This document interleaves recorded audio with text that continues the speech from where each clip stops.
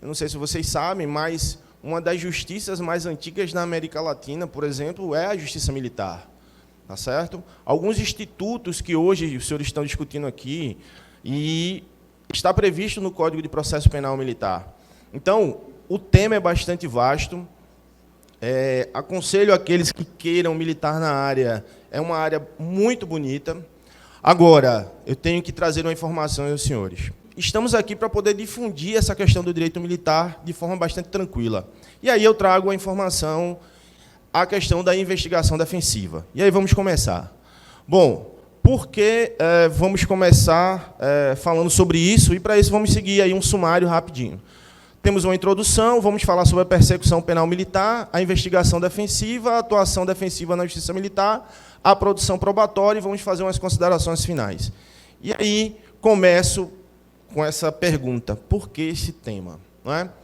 Se vocês observarem, é um ponto fora da curva, se vocês olharem toda a programação de vocês.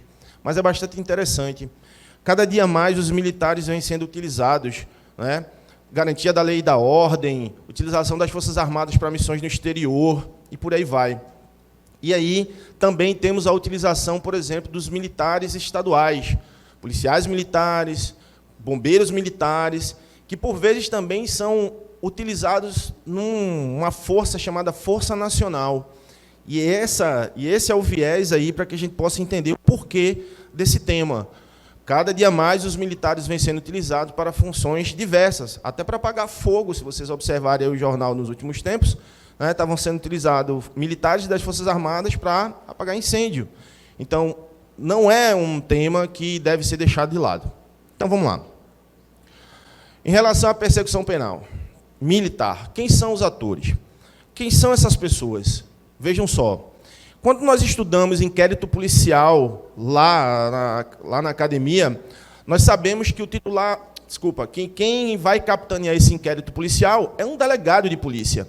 E eu sei que quem vai auxiliar ele, pelo menos conforme o Código de Processo Penal, é um escrivão de polícia. Eu sei que quem vai investigar lá são os agentes, né, da polícia. Aqui é totalmente diferente. Aqui, não é, para quem tem parente militar, sabe que quando nós atravessamos os portões, e quando se trata de inquérito policial militar, quando se trata de justiça militar, parece que o tempo fecha, uma nuvem negra recai e temos que verificar que o tratamento é totalmente diferente.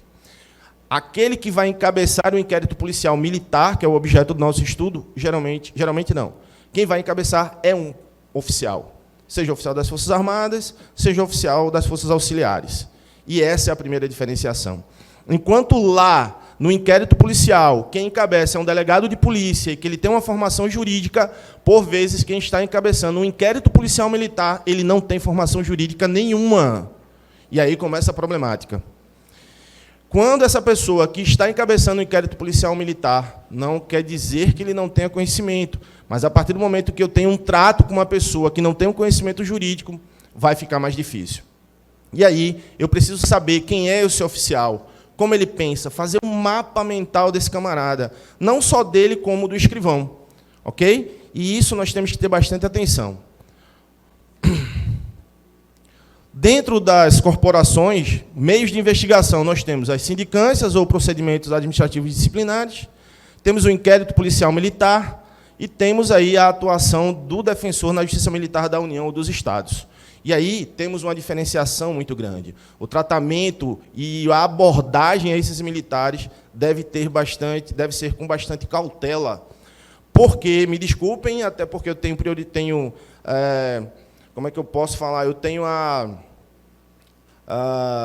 propriedade de falar isso, por ter sido militar por quase 15 anos, ter servido em unidades operacionais, e vos digo, aquele que está encabeçando esses sistemas de investigação, ele trata o civil como se ele tratasse o militar. Quem tem parente militar aqui, em alguma vez já deve ter falado assim, esse camarada acha que ele está falando com os soldados dele. Então, é mais ou menos isso. A situação para a defesa não é diferente. Tá certo? Bom, o inquérito policial militar ele faz parte dessa persecução penal. Temos o inquérito policial militar, onde ele será enviado também para o Ministério Público Militar ou para o Ministério Público Estadual, que tem a atribuição de de militar, né, do Ministério Público Militar. E é nesse momento, meus amigos, é esse momento de se jogar, é esse momento de se trabalhar com bastante afinco. Por quê? A principal carga probatória produzida dentro de uma ação penal militar, ela surge daqui, do inquérito policial militar. E como eu disse para vocês, por vezes, o encarregado do inquérito policial militar ele não tem formação jurídica nenhuma. Tá? E, infelizmente, ainda recai sobre os militares o seguinte pensamento: só vai ter eficácia se este militar for punido. Se ele não for punido, nós não demos o exemplo. Ok? E aí, o inquérito policial militar está previsto do artigo 7º até o artigo 28 do CPPM. Ué, tem regramento? Tem. Existe um Código de Processo Penal Militar.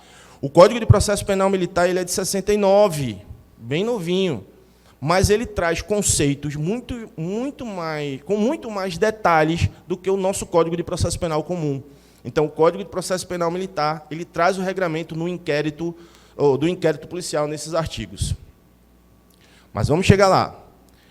Para que nós possamos entender a complexidade da justiça militar ou da investigação militar, eu vou fazer a seguinte pergunta. Prestem atenção. Imaginem aqui fora um casal tem uma discussão. E aí, este casal, ou o namorado, ou a namorada desta mulher, agride. Então, temos lá, ou um relacionamento homoafetivo, mulher agride essa mulher, ou o homem agride essa mulher. Pergunto, esse homem vai responder nos ditames da Lei Maria da Penha ou não? Vai ou não? Vai? Agora eu vou fazer uma pergunta. Imaginem um casal, um capitão e uma capitã que moram dentro de uma vila militar. Melhor, um capitão e uma capitã que moram num bairro qualquer aqui de Teresina. Eles discutem e ele bate nela. Pergunto, ele responde na justiça militar ou ele responde na justiça comum? Então vamos lá. Segundo caso, imagine a seguinte situação.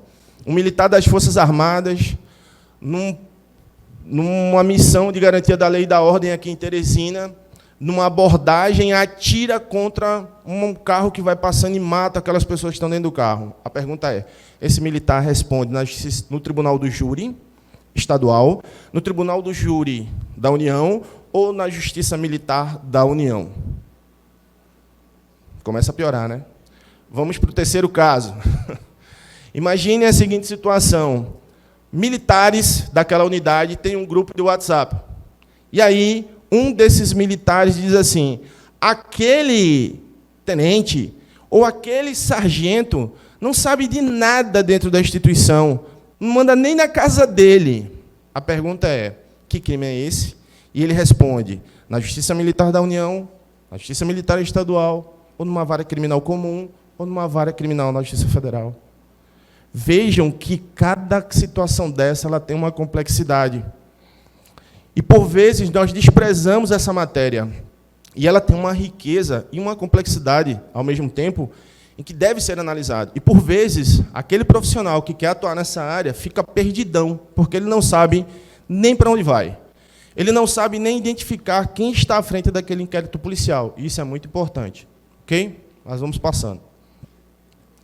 Então, qual é o momento mais interessante no IPM, já que estamos falando da investigação defensiva aí dentro dos crimes militares? E eu vou dar ênfase ao IPM, porque eu acredito que tanto o inquérito policial quanto o inquérito policial militar, eles são de suma importância para o operador do direito. Qual é o momento mais interessante para nós, defensivamente, dentro do IPM? É o que está no artigo 13. O artigo 13 do CPPM, vocês já tiveram processo penal 1? Já tiveram? Lembram que vocês estudaram lá inquérito policial e fala das diligências lá a partir do artigo 6º?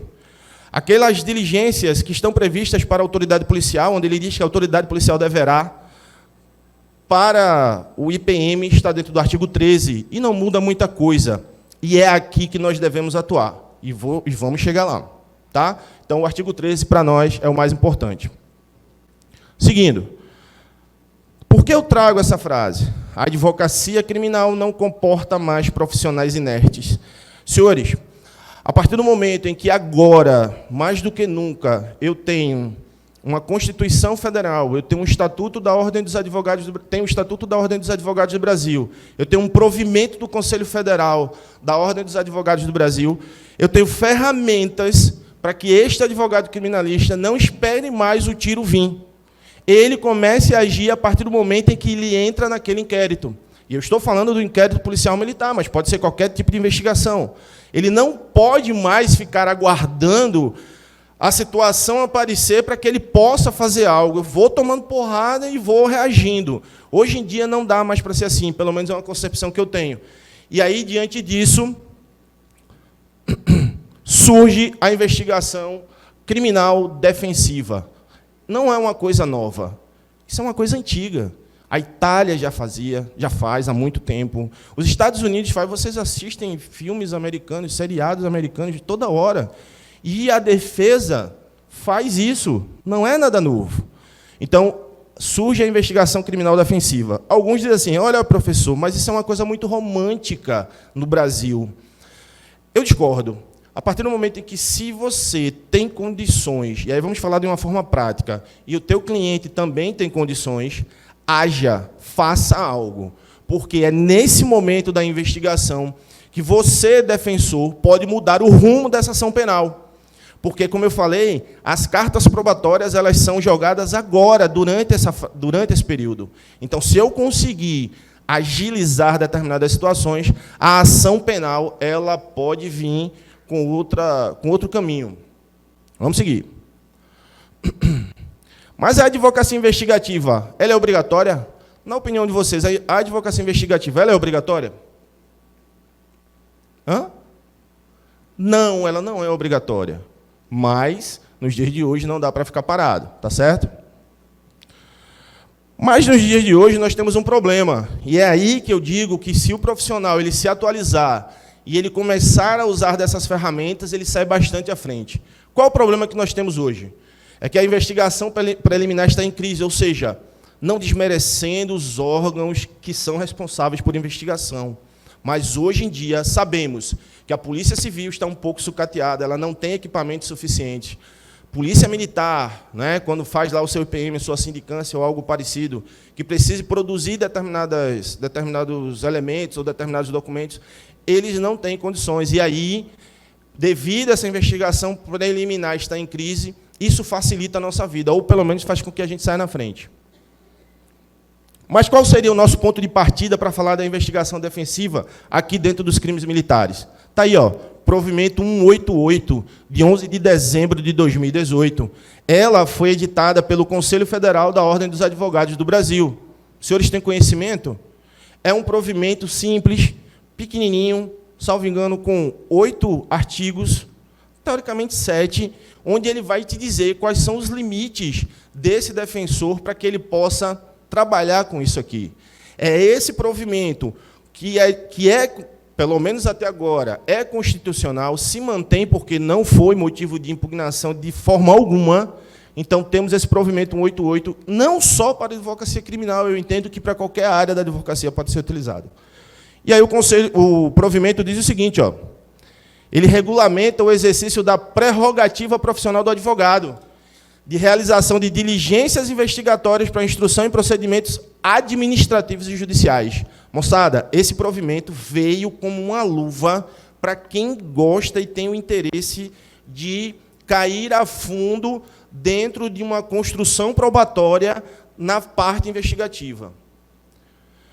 Vamos seguir. E aí, ó, o artigo 1º, né, deu uma aumentada aí, mas ele fala, ó, o que é que se compreende nessa investigação defensiva? O que é a investigação defensiva? Está aí, ó, atividade investigatória desenvolvida pelo advogado. E aí, eu trabalho sozinho? Não, eu posso utilizar de assistentes, consultor técnico, outros profissionais. E tem um detalhe, em qualquer fase da persecução, procedimento, grau de jurisdição, que eu possa aí obter elementos de prova destinados à constituição de acervo probatório lícito. Então, vejam, a advocacia investigativa ela vem, através desse provimento, o provimento vem dar uma guarida para esse profissional que queira investigar e realizar o seu conjunto probatório, Porque eu não sei se tem algum advogado criminal aqui que já passou pela seguinte situação. Está lá correndo o inquérito, e aí ele fala assim, caramba, tem uma pessoa que, se o delegado ouvisse, resolveria. Então, patrão, pega essa pessoa agora e ouça você. Reduza a termo, grave essa desgraça, faz qualquer coisa e jogue para dentro do inquérito. Agora, mais do que nunca, você pode fazer isso. Agora, vejam, acervo probatório lícito. Eu não posso ultrapassar os limites constitucionais. Mas agora, não, você só fica parado se você quiser. Mas vamos seguir. E quais os momentos que podemos desenvolver a investigação defensiva? Está lá. Ela pode ser desenvolvida na investigação preliminar, na instrução processual em juízo, na fase recursal, execução da pena, Joselda, execução da pena, medida preparatória para a propositura da revisão criminal ou durante a revisão. Então, vejam, eu posso, então, trazer elementos probatórios ou realizar essa produção probatória em qualquer momento da persecução penal, até na revisão criminal. Então, vejam, hoje, né, temos aí um mecanismo altamente eficaz, basta a gente querer realizar. Vamos seguir. E o que é que pode o advogado na condução dessa investigação? Eu posso tudo. Será que eu posso realizar essa investigação de toda forma? A própria resolução responde. Ele poderá, o advogado, na condução da investigação, né, ele pode fazer sua colheita de depoimentos, pesquisa, obtenção de dados, laudos, exames, perícias. Ele pode realizar reconstituição. Eu posso realizar reconstituição? Pode. Ressalvadas as hipóteses de jurisdição. Ou seja, aquelas situações em que eu tenho cláusula de reserva jurisdicional, eu não posso fazer. Se eu quiser uma busca-apreensão, eu não posso realizar. Eu vou ter que ir até o magistrado e dizer, olha, preciso de uma busca-apreensão. Porque isso é cláusula de reserva jurisdicional. Entenderam? Mas o resto, moçada, e eu vou mostrar para vocês quais são as ferramentas que nós utilizamos, pelo menos lá no meu escritório, em relação a essa questão de colheita de depoimentos, pesquisas e obtenção de dados. Já que os senhores são do mundo da informática, né, e eu estou tendo que me... Eu vi alguém falando aqui, eu tenho que... Ah, foi o Belo. Eu tive que me reconstruir.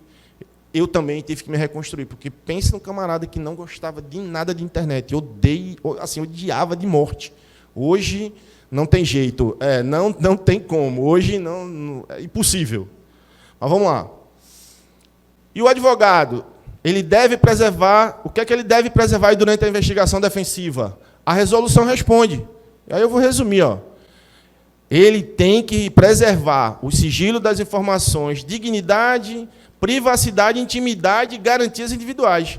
É lógico, se eu sou advogado criminalista, estou lutando pelas garantias, né, constitucionais daquela pessoa, como é que eu vou violá-las? Então, a própria resolução traz essa informação. Está aí o meu limite. E aí havia uma discussão dos limites constitucionais e dos limites legais para a atuação do advogado já na investigação defensiva para poder realizar isso aí. Vamos lá, macho, eu vou terminar esse troço aí. O advogado deve informar a autoridade competente do IPM, já que estamos falando de inquérito policial, sobre as suas investigações.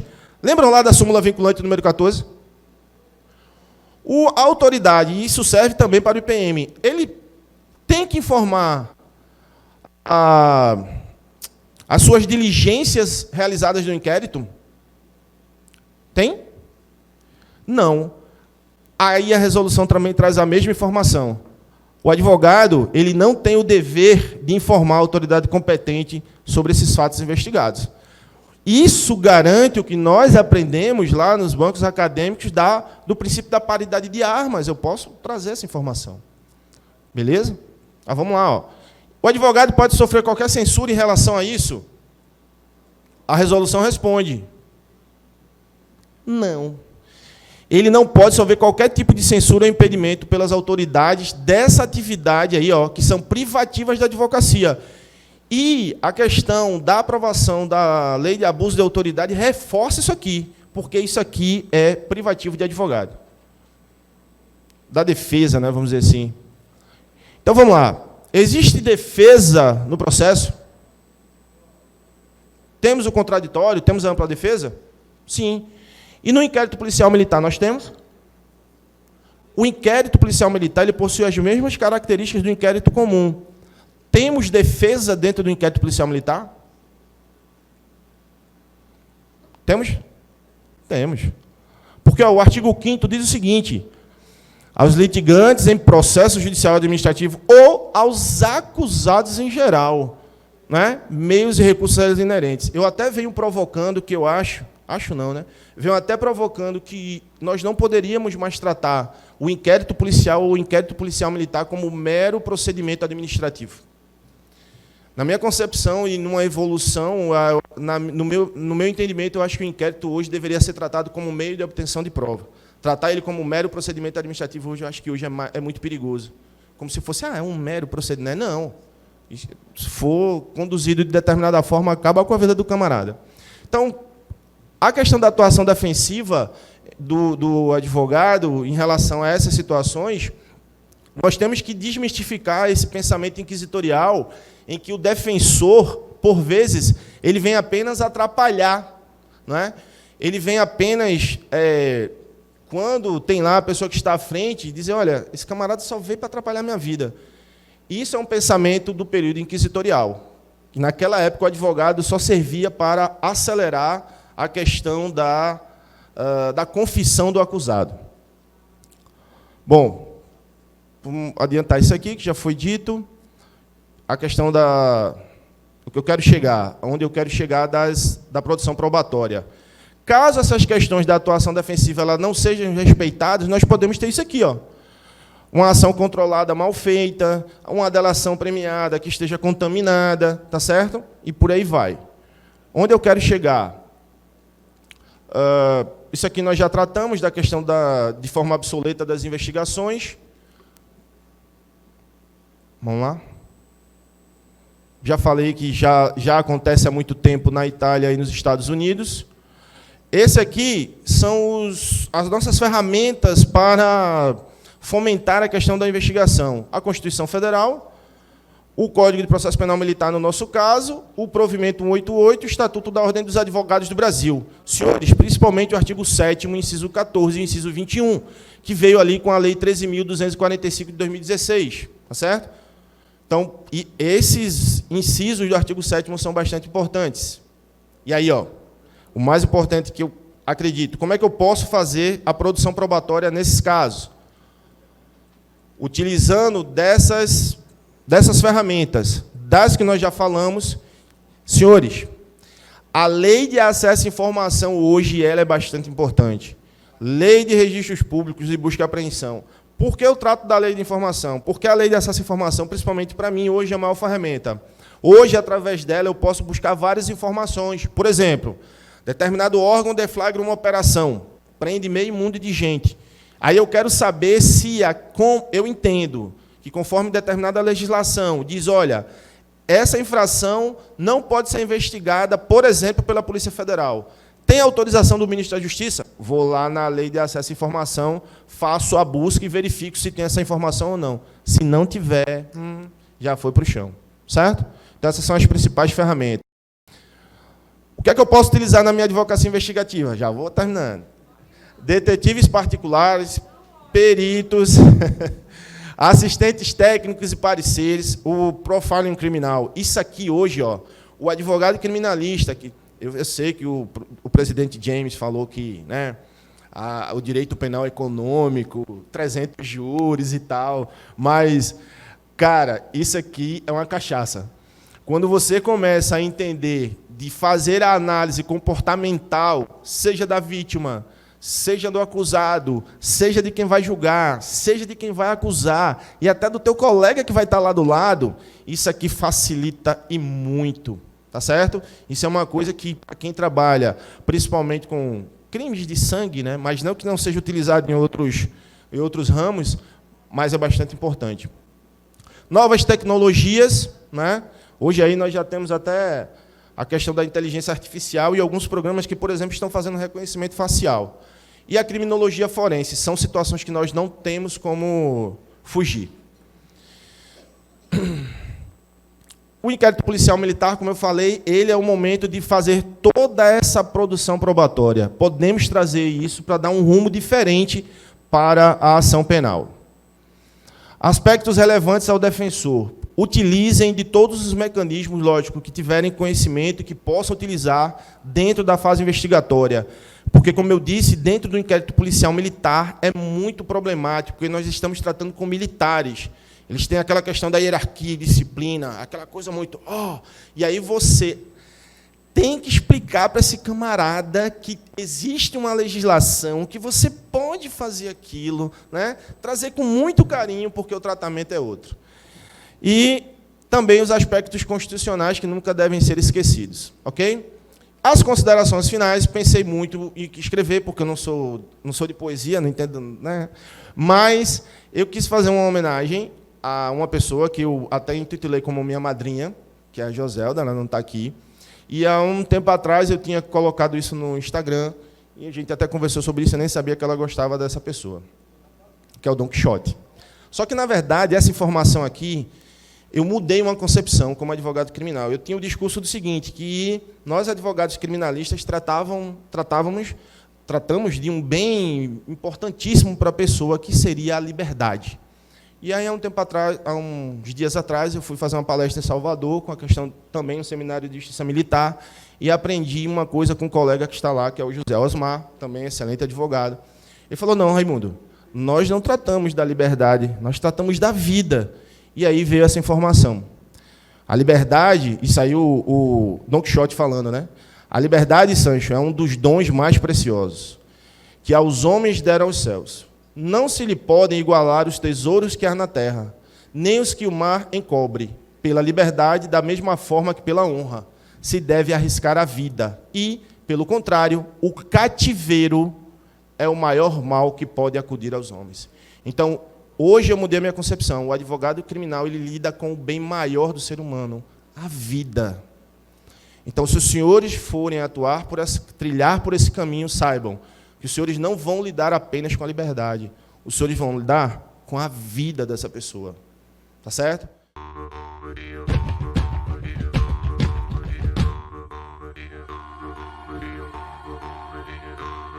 Yeah.